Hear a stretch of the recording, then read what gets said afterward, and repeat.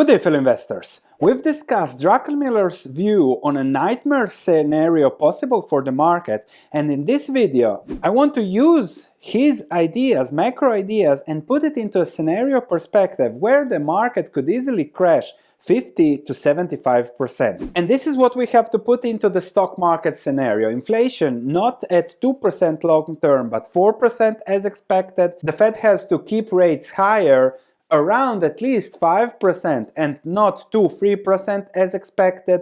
Therefore, the 10-year treasury stabilizes at 6%, not at 2-3% as it was the case over the last decade and a half. 4% inflation and 2% GDP, which is the nominal GDP, and that would be then the 10-year treasury. Historically, expected return from stocks goes down significantly. For those who don't know me, my name is Sven Karlin. I have been value investing since 2002, and exactly by watching the risks and the reward in the market and specific stocks, I managed to do greatly for myself over the past 22 years. You cannot even compare that to the S&P 500. And let's immediately see how inflation might change the game that we have been watching over the last 20, even 40 years, one might say, and go more into the 1970s investing environment, when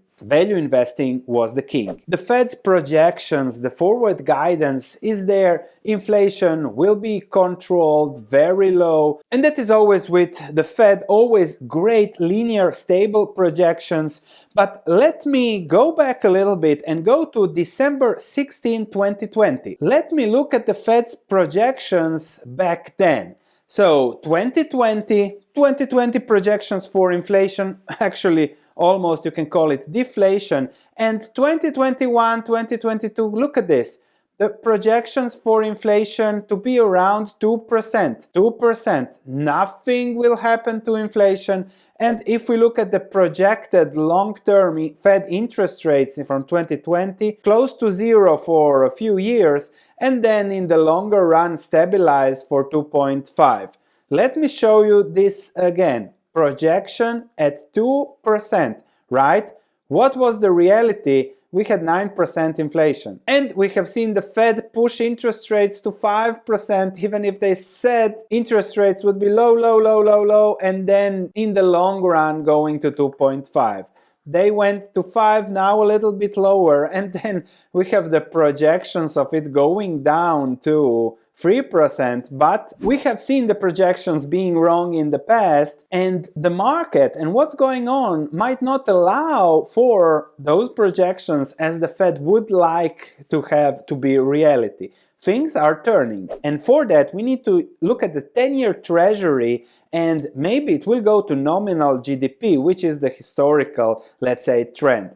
Since the Fed started lowering rates, what happened to the 10-year treasury? It went up from 3.6 to now 4.4.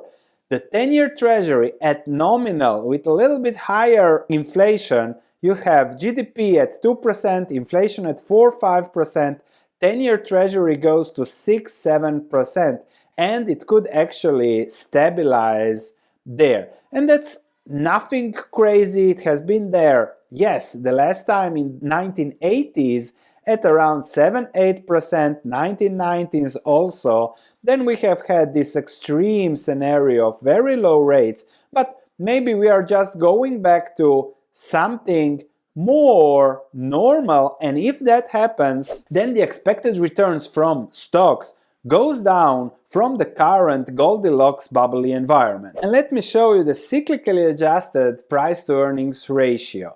When interest rates are low, valuations of the stock market go higher, higher and higher, and we are now at a peak that has been only surpassed during the peak of the dot-com bubble, and we are even higher than the 1929 stock market bubble. An average is around 15 to 20 and can even go lower when interest rates go much higher. So if this just normalizes, like it was the case in the 80s, the P ratio goes from the current 37 to 15, that's more than a 50% crash for the market. And we have to value the market.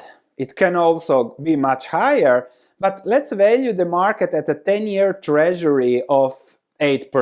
The Shiller P ratio goes to 20 if the times are okay, and that is already, as I said, a 50% crash, 18 in the 69 period, and that is actually the average historical valuation for the market, 16, 17, and we are now much more than double. So just that, all else equal, no recession, no nothing, the S&P 500 is down 50% to 3,000 points. Just from normalization of the financial environment. And now you're saying, Sven, you're a crazy bear. It's impossible that that could happen. Just look at the S&P 500 where it was 2 years and 2 months ago. So it was there. Nothing crazy that I'm talking about. I'm just talking about a normalization of financial conditions. And now even the economy is above trend, yes.